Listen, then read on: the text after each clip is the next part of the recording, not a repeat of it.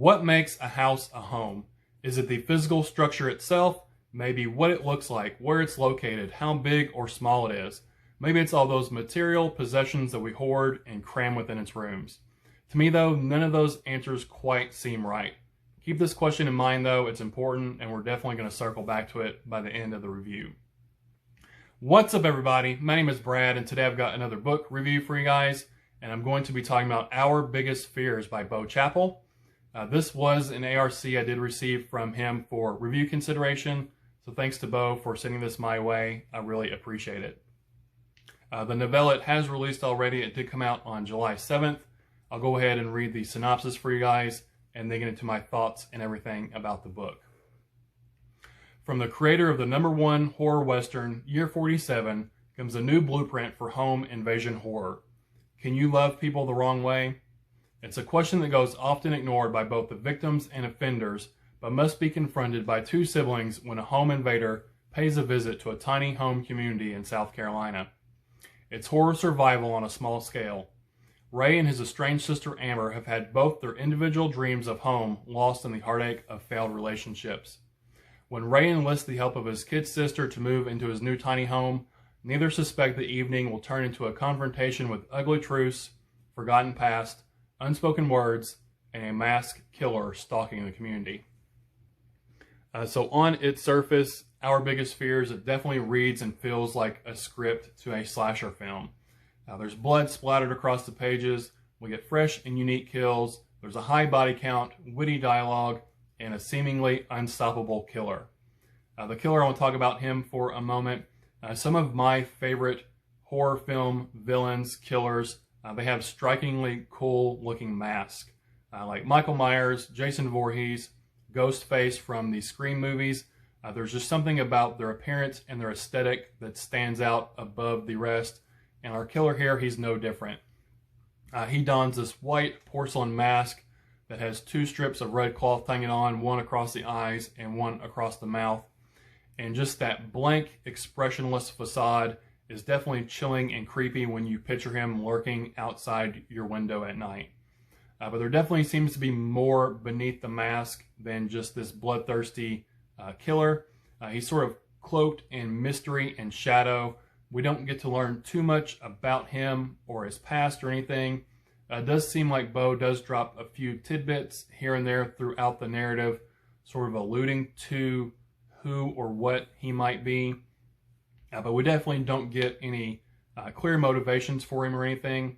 It seems like pretty much everyone he kills is just cannon fodder, just sort of in the way so he can get to Ray and Amber.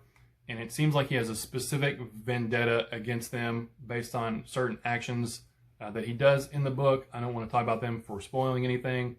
But I wish we would have had more clear motivations, and that was wish that was elaborated upon some more, because he's definitely a cool and creepy villain. I just didn't really understand what his intentions were, and I might just be completely missing it, and maybe he is just a bloodthirsty killer, just out to kill anyone and everyone in his way. But I feel like there was more to him than just that.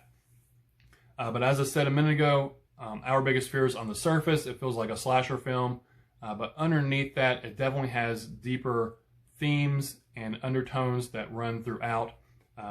Talks about familial bonds, what truly makes a house a home, and what happens when that home, that sanctuary, that safe space, when it's invaded upon. We follow Ray and Amber here, their brother and sister, and growing up, they didn't have the best home life. They sort of had abusive and neglectful parents, and as two siblings, they sort of had to look out and care for each other in that situation. They had that strong brotherly, sisterly bond, and as they've grown up and gotten older, they sort of have drifted apart some.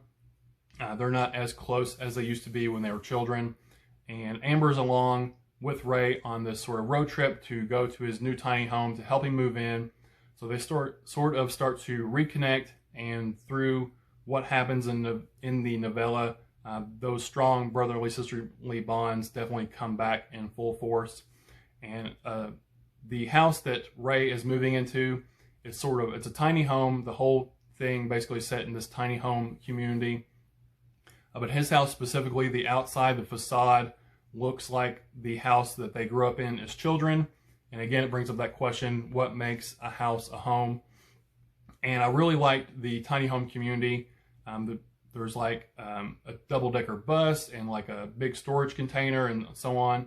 So there's different set pieces that play in the story that I thought were really cool and unique that you don't really see too often in other stories. Again, there was, like I said, a few things with the plot and the killer's motivations that I wish were elaborated upon, especially towards Ray and Amber. It's not that it was bad, I just wish we got more stuff. And I might be completely wrong and off base with this, but I definitely feel like there might be more to come with this killer, maybe in some other works from Bo. I just sort of had that feeling. That's definitely not a cliffhanger. We get a full narrative complete to end, but just feel like he's dropping hints and clues about him, and he has this Twitter account about the killer, has hints and clues about it, and I'll link that down in the description. Definitely read the novella first, and after you read it, go check out that Twitter account. I just feel like he's put a lot of time and effort into it, and that there's maybe more to come with this killer. But circling back to the question I posed at the beginning, what makes a house a home? What I believe makes a house a home, and what I think Bo is trying to convey here as well, is that all the moments that occur within those walls, the good, the bad, the ugly moments, the experiences we make, and the memories we create and cherish, that familial love, whether it's by family or whether it's family by blood or by bond, that old saying that if these walls could talk, those things the walls would speak of are what makes a house a home. The opening line to the novella says it better than I ever could. The opening line is, "The line between a house and a home is drawn by those who dwell there. Everything else is irrelevant." So in closing, Our Biggest Fears is fast-paced, murderous fun, bloody, and brutal. Beneath all the violence, Our Biggest Fears by Bo Chappell has a big, loving heart beating at its core that will give you pause to ponder some of the truly important things in life, touching upon the idea of home and the trauma that is caused when that home is invaded and violated. I think we can all agree that the shattering of that sanctuary is one of all of our biggest fears. See what I did there?